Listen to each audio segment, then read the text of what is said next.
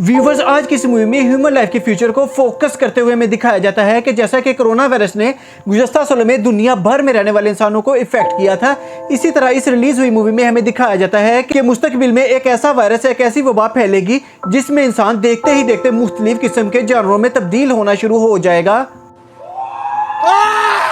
और ये वबा एक ऐसी बीमारी की सूरत अख्तियार करेगी जिससे दुनिया का एक खास खिता इसकी लपेट में आ जाएगा।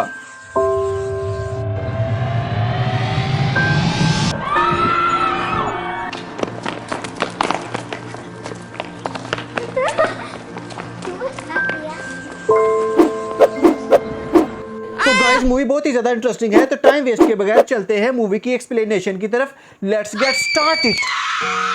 ये दोनों बाप बेटा ट्रैफिक जाम में फंसे कार में बैठे आपस में ही बहस कर रहे थे तो अचानक ही इनकी सामने वाली वैन से एक धमाके वाले अंदाज में दरवाजा तोड़कर कोई इनकी कार पर हमला कर देता है, जिस पर वो खौफ से दोनों अपनी कार से बाहर आते हैं। इसके बाद खुद को सिक्योर करते हुए वापस अपनी कार में बैठ जाते हैं।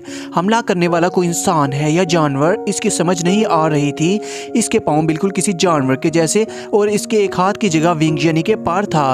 पुलिस इस अजीब क्रिएचर को पकड़कर ले जाती है तो पता चलता है कि शहर में किसी बीमारी की वजह से इंसान जानवर की शक्ल अख्तियार करने लगे हैं। गवर्नमेंट इस बीमारी का इलाज ढूंढने में लगी होती है। फ्रैंक्यू जिसे हमने गाड़ी में देखा था, उसकी वाइफ भी इसी बीमारी का शिकार थी जिसे हॉस्पिटल में एडमिट किया गया था। फ्रैंक्यू चाहता था कि वो अपनी वाइफ का खुद ख्याल रखे, लेकिन उसकी बिगड़ी हुई कंडीशन की वजह से डॉक्टर उसे हॉस्पिटल में ही रहने का मशवरा देते हैं। वो इससे जब मिलने जाता है तो हमें इसकी शक्ल दिखाई जाती है जो बिल्कुल किसी जानवर से मिल रही थी।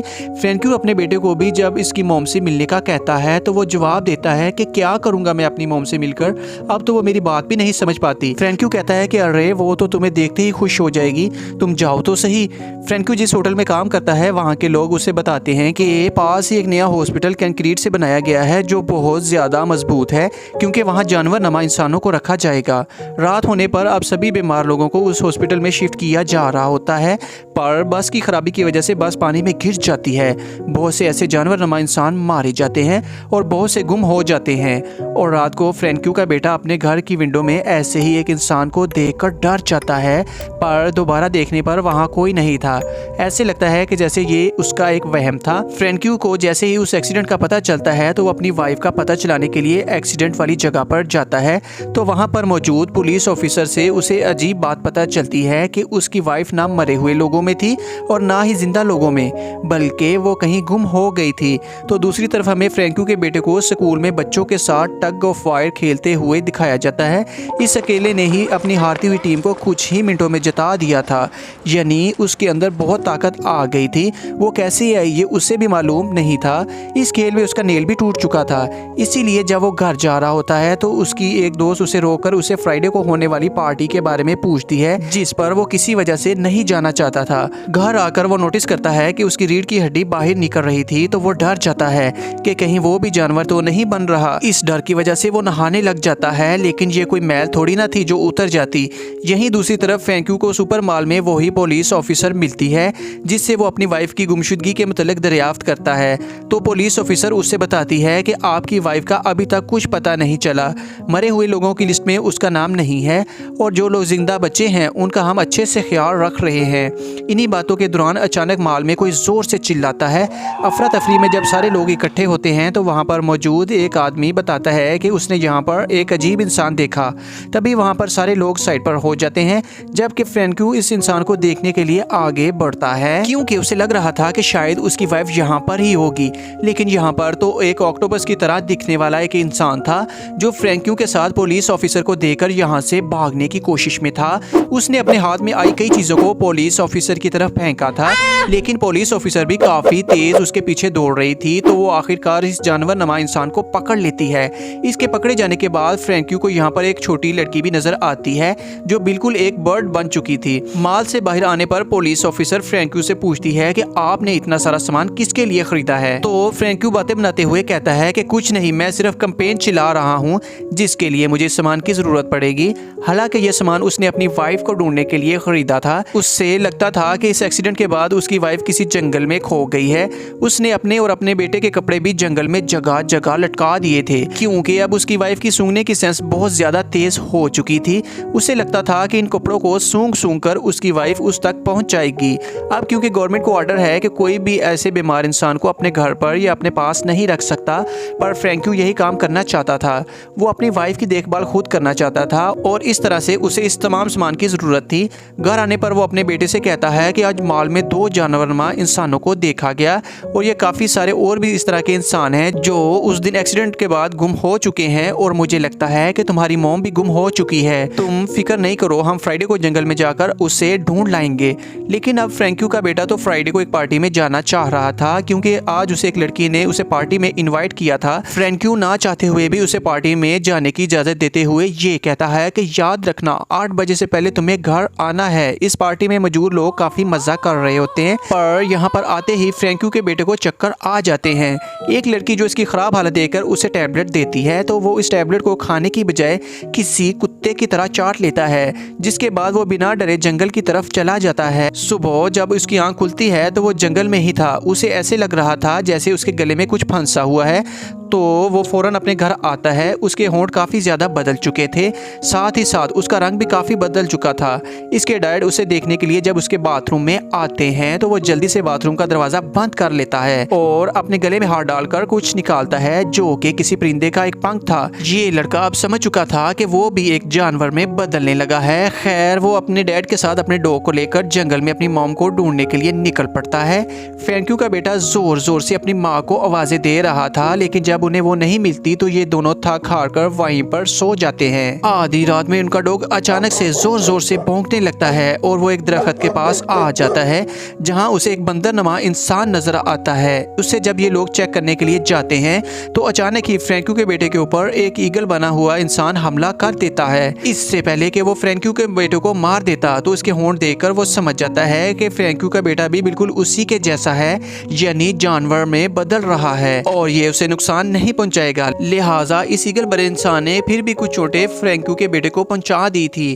फ्रैंक्यू जब ये देखता है तो वो अपने बेटे को हॉस्पिटल लेकर जाने लगता है, पर उसका बेटा हॉस्पिटल नहीं जाना चाहता था, क्योंकि वहां जाकर सबको सच्चाई पता चल जाती कि वो एक एनिमल में बदल रहा है। लेकिन रास्ते में उन्हें वही पुलिस ऑफिसर मिल जाती है जो फ्रैंक्यू से पूछती है कि क्या आपके बेटे को कोई प्रॉब्लम है। तो फ्रैंक्यू कहता है कि नहीं, ऐसी कोई बात नहीं है, बस एक कुत्ते ने इसे काट लिया है। तो पुलिस ऑफिसर कहती है कि जो भी हो इसे हॉस्पिटल तो जाना ही पड़ेगा। तो वो इन दोनों को लेकर हॉस्पिटल आती है।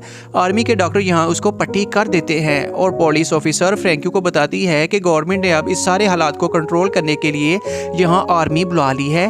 खैर, फ्रैंक्यू अपने बेटे को लेकर घर चला जाता है और घर जाने पर उसका बेटा अजीब तरीके से अपनी पट्टी उतार कर अपने टांके खोलकर अपनी चोट को चाटने लग जाता है। स्कूल जाने पर भी उसकी लैब में जो चूहे बोलते हैं तो वो जोर से चीख मारकर उन सभी चूहों को चुप करवा देता है, ऐसे जैसे वो चूहे उसकी बात समझ रहे हों। जिसके बाद फ्रैंक्यू का बेटा वहां से बाहर नदी की तरफ चला जाता है और नदी से एक कच्ची मछली पकड़कर खा जाता है। और ये सब माजरा वहां पर खड़ी एक औरत ने भी देख लिया था। इससे पहले कि वो औरत उसे कुछ कहती, फ्रैंक्यू का बेटा वहां से भाग जाता है।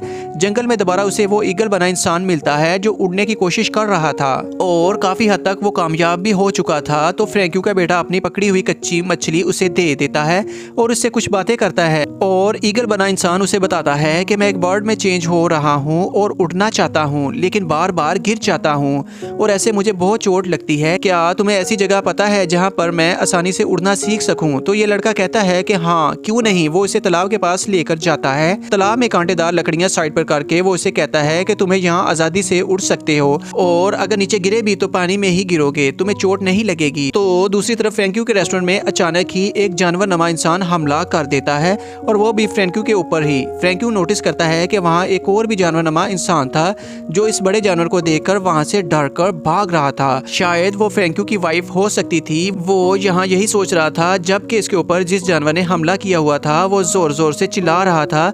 इससे पहले कि इस होटल में बैठे हुए सभी कस्टमर्स डर जाते, यहाँ की ऑनर इस जानवर को गुस्से में आकर कहती है कि चुप हो जाओ। हैरानकुन तौर पर इस जानवर ने इस ऑनर की बात सुन ली थी। इस जानवर के पाँव में जंजीरें थी, जिसकी वजह से वो वापस जंगल में नहीं भाग पाता और कस्टमर्स वाली साइड पर चला जाता है और थोड़ी ही देर बाद पुलिस आकर इस जानवर को पकड़ लेती है। फ्रैंक्यू भी ऑफिसर के साथ जंगल के अंदर दूसरे बड़े जानवर को ढूंढने के लिए गया था, पर वहाँ उन्हें कोई नहीं मिलता। लेकिन उसे यहाँ पर अपने बेटे की साइकिल जरूर नजर आती है, जिसे लेकर जब वो घर आता है और हाथ धोने के लिए जब सिंक पर जाता है तो सिंक के अंदर से उसे कुछ नेल्स मिलते हैं। ये फ्रैंकू के बेटे ने ही तोड़कर इसके अंदर फेंके थे।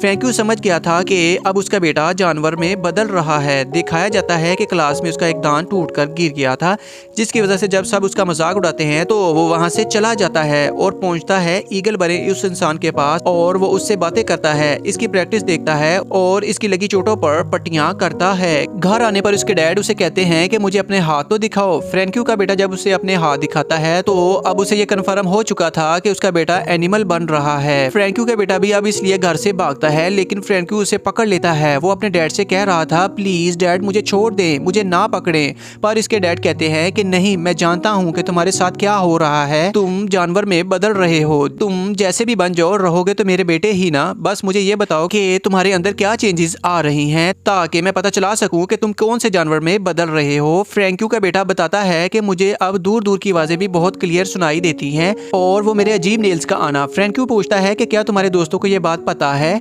जिस पर वो जवाब देता है कि नहीं, किसी को भी नहीं पता। और वो अपने डैड से पूछने लगता है कि क्या अब मुझे भी मॉम की तरह जंजीरों से बांध कर रखेंगे। तो ये सुनकर उसके डैड कुछ देर के लिए खामोश हो जाते हैं और फिर बोलते हैं कि अभी तो नहीं, लेकिन आगे वक्त का पता नहीं है। अगले दिन फ्रैंकू के रेस्टोरेंट में एक पार्टी थी। जब फ्रैंकू का बेटा वहां पर आता है तो उसके नाखून काफी ज्यादा बड़े हुए थे, तो उसके डैड उसे डांटते हैं और कहते हैं कि तुमने ये नाखून क्यों नहीं काटे। अब तो डैड का डांटना उसे इतना बुरा लगा था कि उसने अपने डैड पर ही हमला करके उसे जख्मी कर दिया था। लेकिन असल में फ्रैंकू तो उसे लोगों की नजरों से बचाना चाह रहा था। वो भी उसकी गर्दन पर कैंची रखकर उसे नेल्स काटने की धमकी देता है और नेल्स काटने के बाद हम देखते हैं कि फ्रैंकू का बेटा अपनी एक दोस्त से मिल रहा था। ये दोनों काफी करीब आते हैं। इस वक्त जब वो लड़की फ्रैंकू के बेटे की रीढ़ की हड्डी को टच करती है और उसे कहती है कि मैं सब जानती हूँ, तुम्हारे अंदर जो चेंजेस आ रही हैं, लेकिन मुझे इससे कोई फर्क नहीं पड़ता। दूसरी तरफ इसके क्लास फेलो को भी फ्रैंकू के बेटे की सच्चाई पता चल चुकी थी।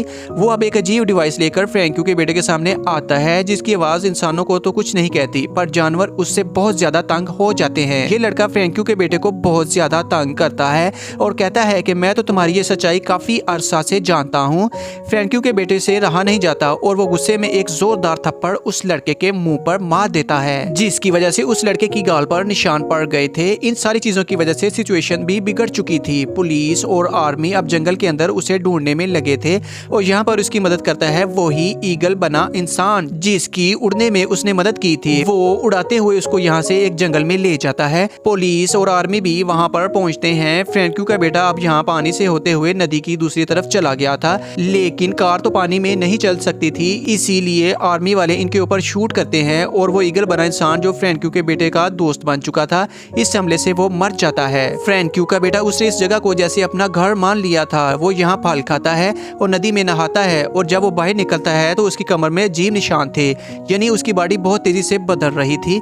फ्रैंकू का बेटा अब चलते चलते जंगल के एक ऐसे हिस्से पर पहुंच जाता है जहाँ पर बहुत से उसी जैसे जानवर बने इंसान थे और यहीं पर उसे उसकी मॉम भी मिलती है, जिसने उसे स्मेल करके पहचाना था। वो इंसानों की तरह बोल तो नहीं पा रही थी, पर अपने बेटे को वो बार बार एक गार के अंदर भेज रही थी, ऐसे जैसे कह रही हो ये तुम्हारे लिए एक सेफ जगह है। तो वो लड़का नोटिस करता है कि कुछ इंसान सांप में बदले थे और कुछ बंदर में, एक सुअर में बदला हुआ था और एक बच्ची गिरगिट की तरह बनी नजर आ रही थी।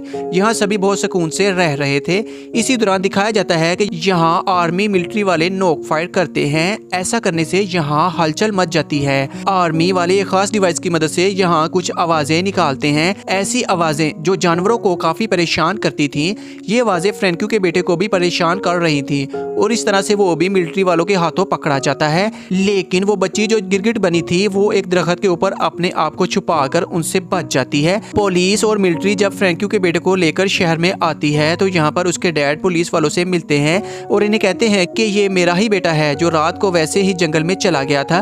फ्रैंकू का बेटा क्योंकि अभी तक इंसानों की तरह दिख रहा था, इसीलिए पुलिस वालों को शक नहीं होता। वो उसे एक पेपर देते हैं साइन करने के लिए। फ्रैंकू का बेटा जब इसके ऊपर साइन नहीं कर पाता तो वो गुस्से में घबराता है। तो ऐसे में पुलिस वालों को शक हो जाता है कि वो एक एनिमल में ट्रांसफर हो रहा है। वो इसे पकड़ने ही वाले थे, लेकिन यहाँ फ्रैंकू पुलिस वालों को मारकर खुद इनके दिए हुए पेपर पर साइन कर अपने बेटे को यहाँ से ले जाता है। जबकि वो पुलिस ऑफिसर जिसने मूवी के शुरू में ही फ्रैंकू की मदद की थी, तो उससे पता चलता है कि कुछ तो गड़बड़ है, इसीलिए मिलिट्री अब इनका पीछा करने लग जाती है, जिनको देखकर फ्रैंकू का बेटा घबरा जाता है और अपने डैड से पूछता है कि अगर इन लोगों ने पकड़कर मुझे हेल्थ सेंटर में बंद कर दिया तो क्या आप मेरे से मिलने आएंगे।